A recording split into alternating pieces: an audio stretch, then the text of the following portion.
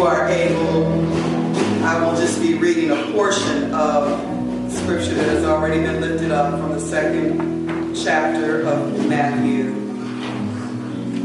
Second chapter of Matthew, beginning with the 7th verse. Then Herod secretly called for the wise men and learned from them the exact time when the star had appeared. Then he sent them to Bethlehem, saying, "Go and search diligently for the child. And when you have found him, bring me word so that I may also go and pay him homage." When they had heard the king, they set out, and there ahead of them went the star that they had seen at its rising, until it stopped over the place where the child was.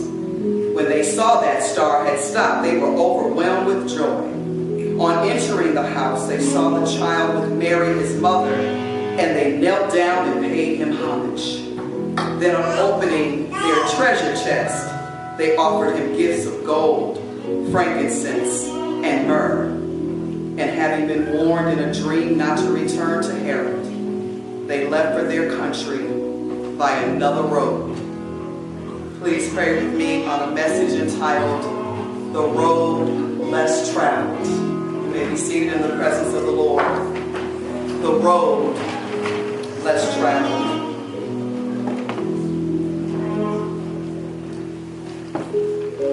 Oh God, my Redeemer, lover of my soul, who loved me first before I had sense enough to love my own self.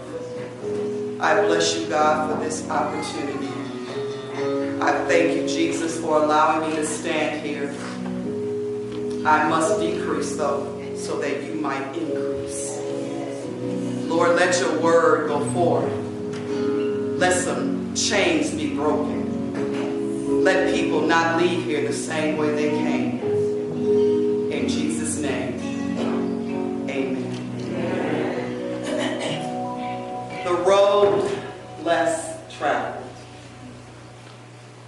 Usually when people tell you about problematic situations going on in their lives, they rarely mention the real issue or the real need. Generally, when we share our needs, we talk about those things that we can grasp, those things that we can see, those things that feel an immediate need. I need some money. I need a job. I ain't got no car. I need somewhere to live. Those immediate needs. We don't usually talk about what might have caused the need in the first place, or what we can do to keep from ever having that need again. And that's because I believe we either don't realize that's something we need to consider, or we have settled into believing that's all there is. Like, for example, there was one survivor of a shipwreck, and he was washed up on a small, uninhabited island. He prayed feverishly for God to rescue him because he needed to get off this island with no people. Every day, he scanned the horizon for help, but nothing and no one was in sight. Eventually, he managed the strength to build a little hut out of some driftwood to protect himself from the elements and the few possessions he was able to keep. But then one day, after scavenging for food, he arrived to find his little hut in flames, the smoke rolling up to the sky. This was absolutely the worst thing that could have happened. Not only had he been shipwrecked, washed up on a small island with no human life, now the hut he built to protect himself is burning. He screamed out, "God, how could you do this to me? How could you let this happen to me?" Early the next day, as he laid there empty, alone, no money, no home, he was awakened by the sound of a ship that was approaching that island. It had come to rescue him. When they arrived, he asked, "How did you know I was here?" "Ah, we saw your smoke signals." Amen. This man's need, according to him, was to be rescued. That's it, that's all. But the real need for him was to realize that he was capable of effecting his own rescue. The real need for him was to know that he needed more than to be rescued. He needed to believe that there was more to life than just getting out of that small place and being with somebody. His real need was to discover, not shout at, the one who could equip him to receive what he needs. Church, help doesn't always come the way we envision or who we expect it from. The answers we are seeking, the things we need to find, sometimes are met from the unexpected or on the road less traveled. And the road less traveled isn't an easy road. If it were, more people would take it. The road less traveled is the road of our ancestors. It is the walk of faith. In Jeremiah 6:16, it says, "Thus saith the Lord, stand at the crossroads and look and ask for the ancient paths, where the good way lies, and walk in it and find rest for your souls." A drop into this conversation between God through the prophet Jeremiah has God reminding the Israelites that you caused your sins. You caused the pending attack from the Chaldeans. But it's still possible to stop it. He wanted them to understand that they needed to take a moment to examine the way to escape it. God wasn't going to just make it happen or just meet their immediate needs. God is not Santa Claus. He had done that many, many times before them. But this time, God wanted them to consider the right way and not rush into anything. He wanted them to base those thoughts on those who have had the same experiences. That's why we share our testimony. We want people to know you are not by yourself. You're not the only one that went through that. God wanted them to know that there were people in the Bible whose stories were similar to theirs. That God brings people into our lives for just that reason. However, as God spoke through the prophet Jeremiah, he also was saddened by the fact that he knew that they would not listen.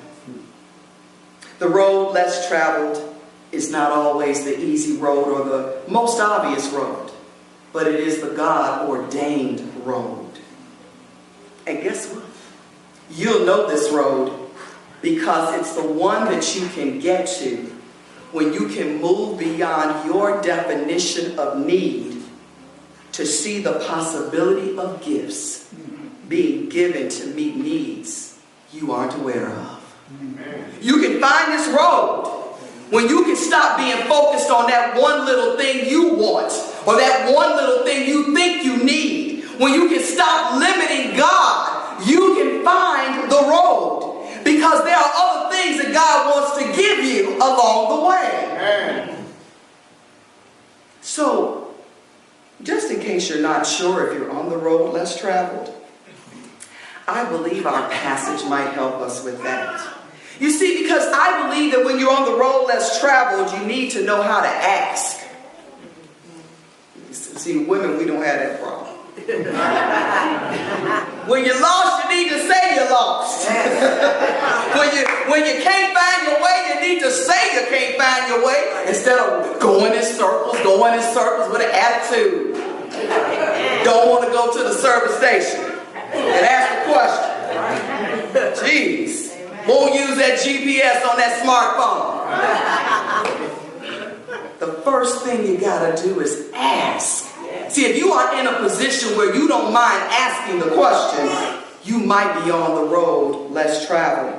You see, when things are going crazy in our lives and we cannot figure out the next move regarding something, we might need to do what the wise men did and ask a question. These men who arrived in Jerusalem from the east are celebrated today in what we call the Feast of Epiphany. For Christians, this commemorates the manifestation of Christ to the Gentiles, those of us who were not Jews, and it's represented by the Magi. The word epiphany means revelation. Amen. Normally, it's celebrated on January 6th, so 12 days after Christmas. However, since that day does not fall on a Sunday, we are going to be very blessed in advance for what the Lord will reveal to us through the birth of Jesus. Yes. The Magi, or wise men, contrary to what we have been told through the ages, were probably not kings. They were astronomers. They went around saying, baby, what's your sign? They were astronomers. They studied the stars, and for them, the stars revealed that the Messiah, Jesus, the Savior, was born. They were astrologists who were referred to during that time as wise. Yet even with the stars guiding them, they still couldn't find Jesus. But this is where their wisdom comes into play. They asked. They didn't continue going around in circles. They didn't allow who they thought they were to keep them from accepting help. They had followed the path of the star, but have reached a point of need. So they asked a simple question. Where is the child who has been born King of the Jews? What is the question you need to ask? Unbeknownst to the wise men, though, the place they needed to go, Bethlehem, was only another 6 miles away. Oh, my Lord. Just 6 miles away. Think of what would have happened if they had just kept wandering. Think of what would have happened if they hadn't asked the question. What if they had never opened up their mouths and said, I need some help? Think of what would have happened if they hadn't asked the right question. I need a job. No. What do I need in order to get a job and keep it? I need some money. No. What do I need in order to have the money to not only pay my bills but enjoy life? Have a savings account. Pay for my insurance so my family ain't got to trip out when I die, because you're going to die. No, I don't just need a car. How can I qualify for a car within my means so that it won't be repossessed? Follow the road less traveled and ask the questions when you need help. We'll know the road less traveled because it's the one you can get to when you can move beyond your definition of need to see the possibility of the gifts being given to meet needs you aren't aware of. So when we get to the crossroads, we need to ask like the wise men. The next thing we need to do in order to get to the road less traveled is to seek. When the wise men inquired about Jesus, Scripture says King Herod was frightened. Well, see, first, you got to understand that this king was called Herod the Great. So he wasn't scared of nobody.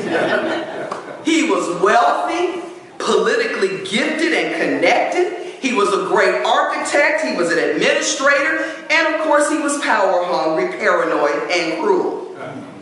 So we can understand why he would be a little upset about another king, even if it's a baby.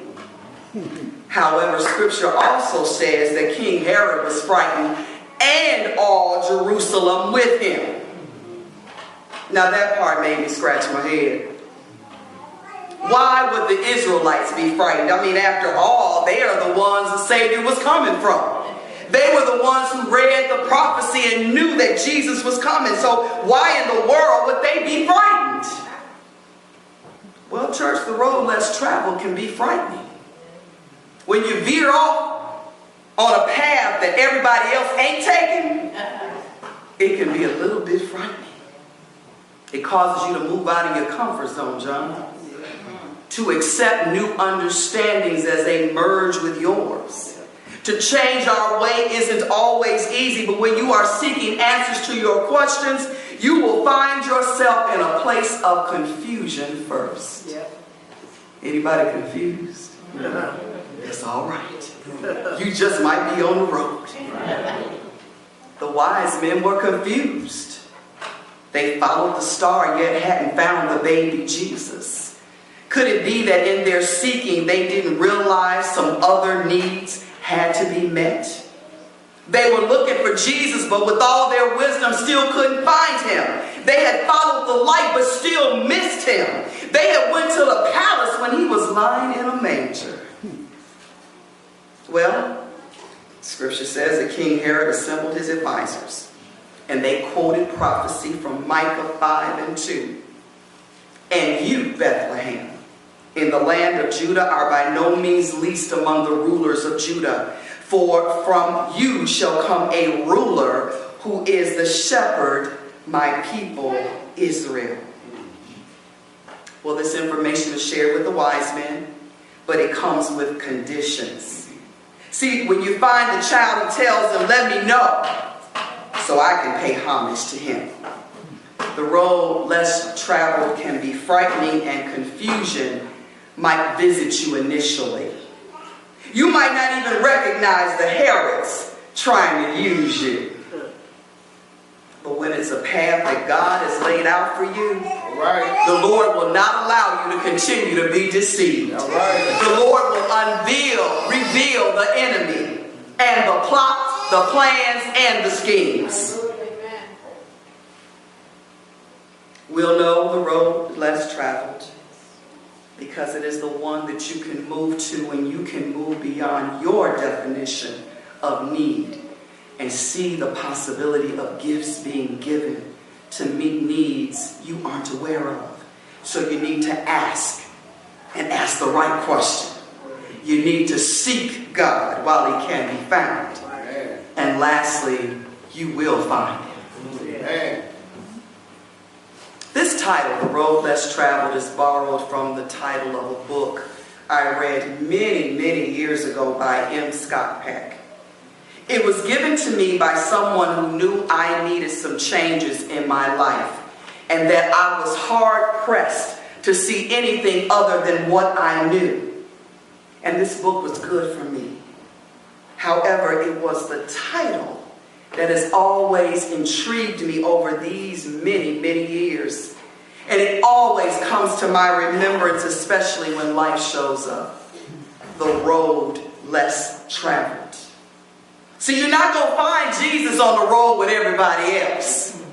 You're not going to find Jesus necessarily in the place you found him before. I remember Renita Weems had a book, Listening for God. And she talked about, as a minister for over 20 years, she had not heard God. Amazing. How could she, as a minister, not have heard God? But what she realized in writing this book is that she had gotten so busy in her life that she had not allowed God room to reveal God's self in new ways. She thought her needs were limited. But what she realized is that though her life had changed and become busier, God just wanted to reveal God's self in a new way. Listening for God by Renita Weems.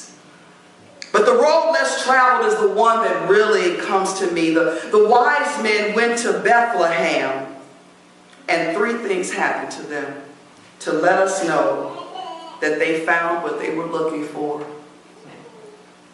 First, before they got to the place where Jesus laid, when they were in the vicinity, they were overwhelmed with joy. There's another version that says they were beside themselves with joy and excitement. And then another one says they could hardly contain themselves. They were in the right place. They had arrived at the right time. Another one says their joy knew no bounds. Church, they were freed up. They hadn't even got to the church and got excited. Right. They hadn't even walked through the door and they put a praise on it. Yeah. Right. Yeah. They were in the vicinity. They knew Jesus was around the corner. They weren't hating on somebody that got blessed because they knew he was in the neighborhood. And they got excited. Yeah. Second thing that happened to them on the way to Bethlehem is that when they did enter the house, after they finished shouting and going on, they saw the child with Mary, his mother, and they knelt down and paid him homage. Then they opened their treasure chest. They didn't go empty-handed. They offered him gifts of gold, frankincense, and myrrh. But two things happened here that are not the norm, that show that they were on the road less traveled. They recognized Jesus before Mary. And in those days, it would be against custom to mention a child before the mother. Also, the gifts were presented to Jesus, who was probably only 6 to 18 months old. See, too often on the usual road, we believe that our gifts go to people, or the things that we do are for people. But Scripture tells us that whatever we do, we ought to do it as unto the Lord. They knew an infant wouldn't know what to do with gold, frankincense, and myrrh, but they also knew that by giving it to him first, others would benefit. The last thing they found was another way, or another road. Herod had told them to report to him once they found out where Jesus was, and everybody knew that Herod was not to be disobeyed. But the Lord spoke to them in a dream that night before they were to leave and told them not to return to Herod. So they left for home another way. See, the wise men or astrologers believed in stars. So they came to see Jesus more out of curiosity, but they left with something more. The road less traveled simply means going another way, another road. And their understanding of what they needed had been broadened by what they received. Whenever I pray church, I usually ask that no one leave here the same way they came. That's intentional. Amen. But it's not to imply that everyone that comes through the door is toe up from the floor. I'm just asking that no matter how you came, that you leave better than that. Yes. See, today is the first day of a new year, and I realize that everyone isn't going through something, or that last year wasn't one of those years you want to see gone. But just in case it was, or you could use some better than you came, I just want to remind you not to let your past steal your present. All right. I just want to remind you that what happened in 2016 can't continue in 2017. I don't want to take up too much of your time reminding you of what Edison said about insanity. You know, doing the same thing over and over and over again and expecting different results. I'm not going to throw scripture at you about what you're doing, how you're living, and why you're not walking in the promises of God. But what I am suggesting is that since we're all sinners saved by grace, Right. since all have fallen short of the glory of God, since there but for the grace of God go I, since I once was lost but now I'm found, not blind but now I see, since for humans it's impossible but for God all things are possible, since we don't know what we should pray for, what I want you to understand is that if you say, heal me Lord, I will be healed. If you say, save me, Lord, you will be saved. If you say, Lord, I need, he will provide your needs according to his riches in glory. It's no secret what God can do. That's right. I have been young, and as you can tell, I'm old. Yet I have never seen the righteous forsaken, nor his seed begging bread. I've been wanting to say that all my life. And because you believe, like Mary, you will see a performance of those things promised from the Lord. And it's revealed through the story of the wise men seeking Jesus. How many want a performance? You don't just want any old thing. You want it played out. Everything that God showed you, you want to see it come before your eyes. Scripture said, Mary believed. And because of that, she saw a performance of those things promised from the Lord. We'll know the road less traveled, church, because it's the one you can get to when you can move beyond your definition of need to see the possibility of gifts being given to meet needs you aren't aware of. Right. So ask, seek, and you will find. Yes. To God be the glory.